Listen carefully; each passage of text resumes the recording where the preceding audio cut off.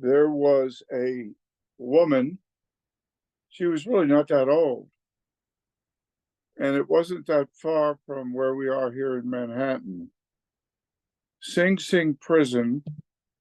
She was escorted to the electric chair, strapped in with the electrodes and all the gear, the big black belt, and the thing that came down over her head, etc. And a eyewitness said that they gave her, I think, 3 jolts of electricity, and they unstrapped her and prepared to remove the body from the chair. But to their total astonishment, she was not dead. So they had to strap her back into the chair and give her more electricity. And of course, at this point, there was, from her head, there was a ghoulish fire of, a steam-like smoke coming up toward the ceiling, and she was finally pronounced dead. Now, this woman was found guilty of espionage. She was a communist.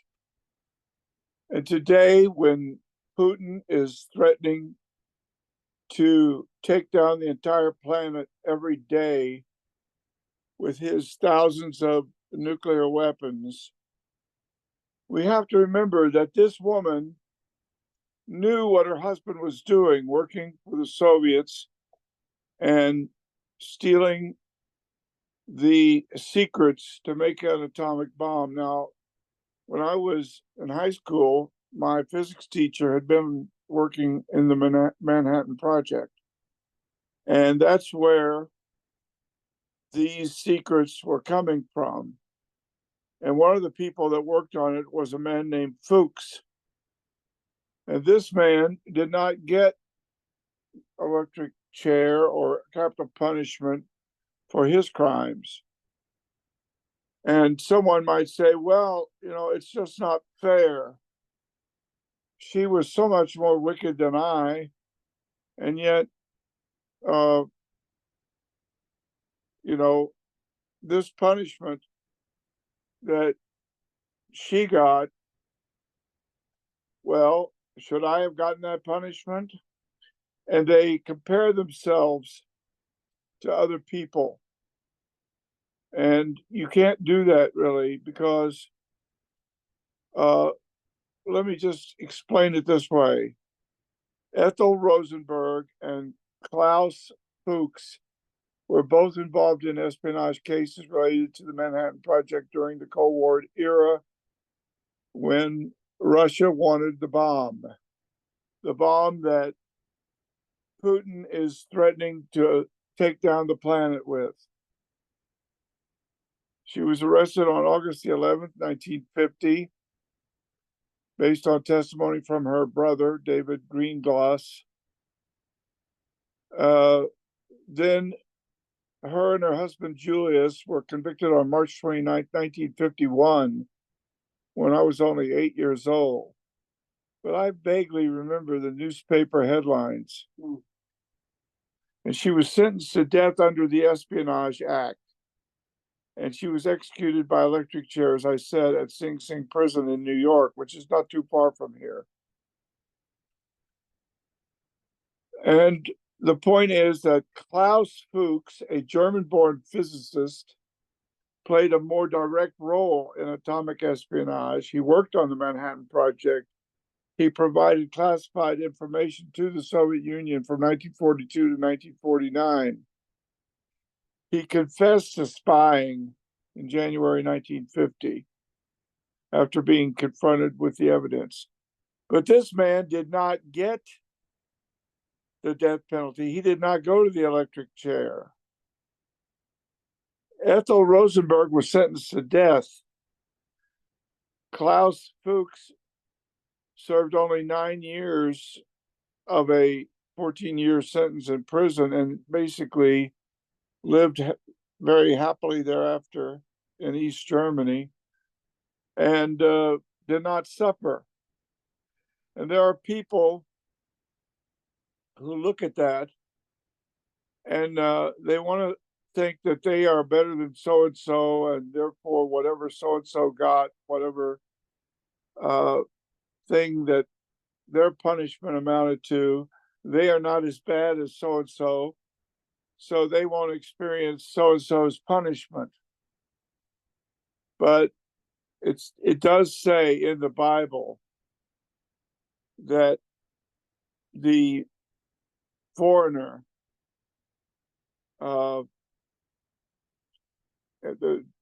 fathers shall not be put to death because of their children, nor shall children be put to death because of their fathers. Each one will be put to death for their own sins. And all we like sheep have gone astray. We've all gone our own way. And the Lord has laid upon us all this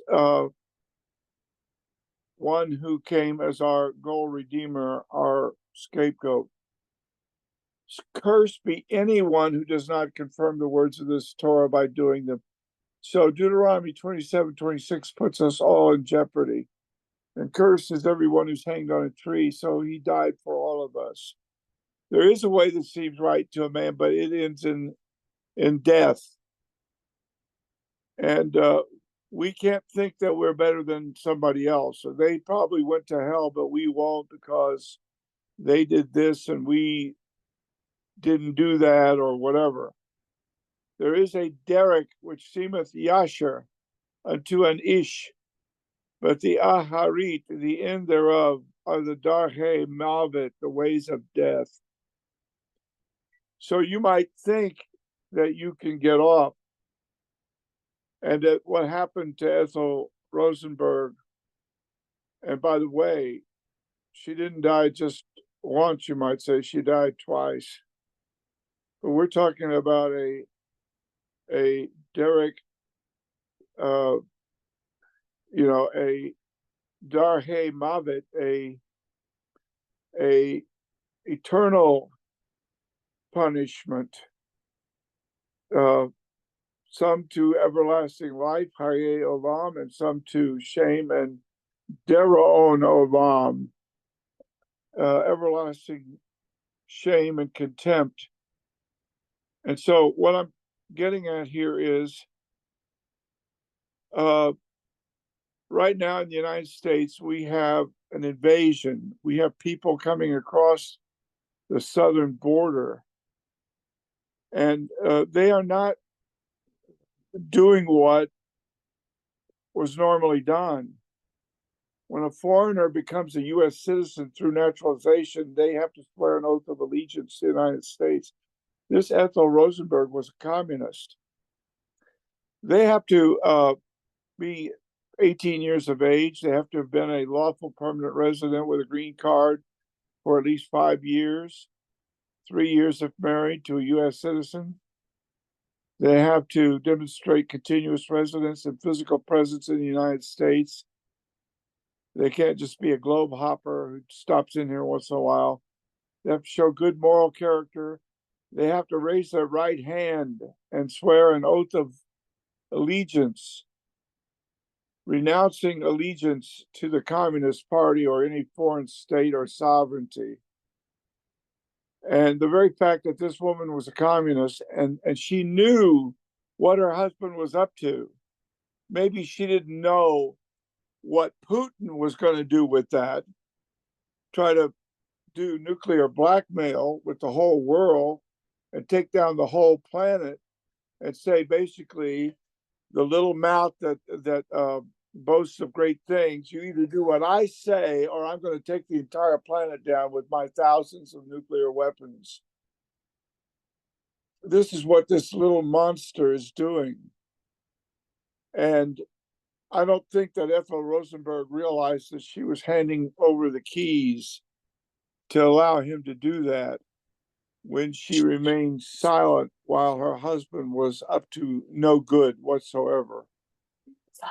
And oh God, we want to pray right now. We want to ask you, Lord, to show us that the whole world is under threat of judgment, and that each one of us, in the little things that we do, sins of omission, sins of commission. In this case, with Ethel Rosenberg, it was a sin of omission. She did not turn her husband in. You say, well, that's understandable. No, it isn't, my friend.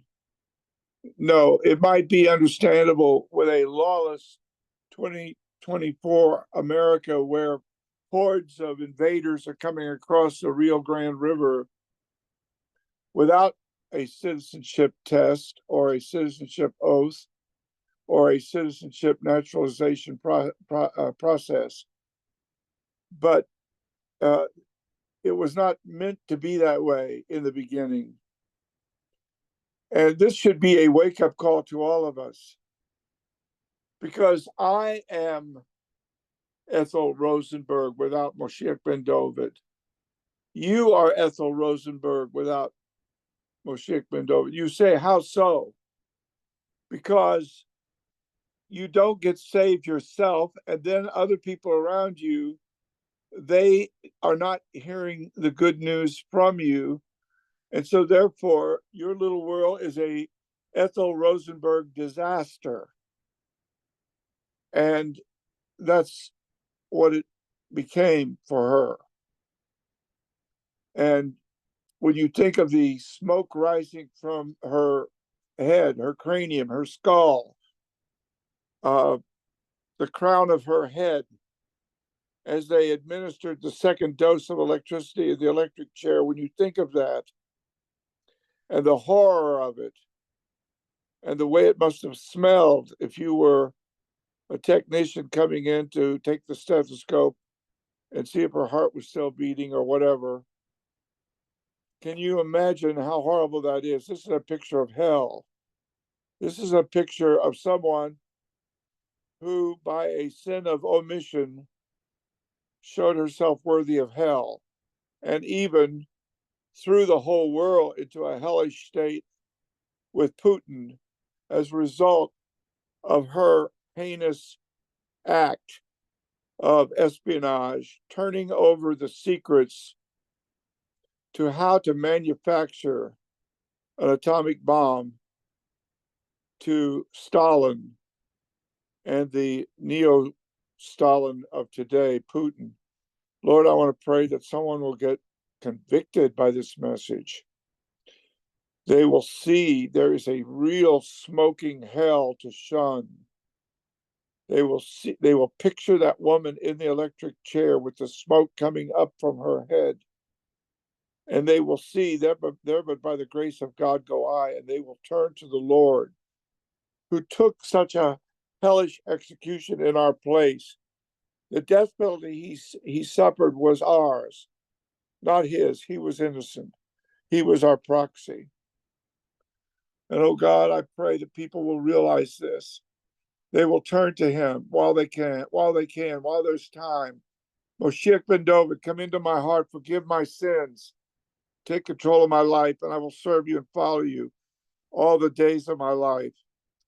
And everybody said,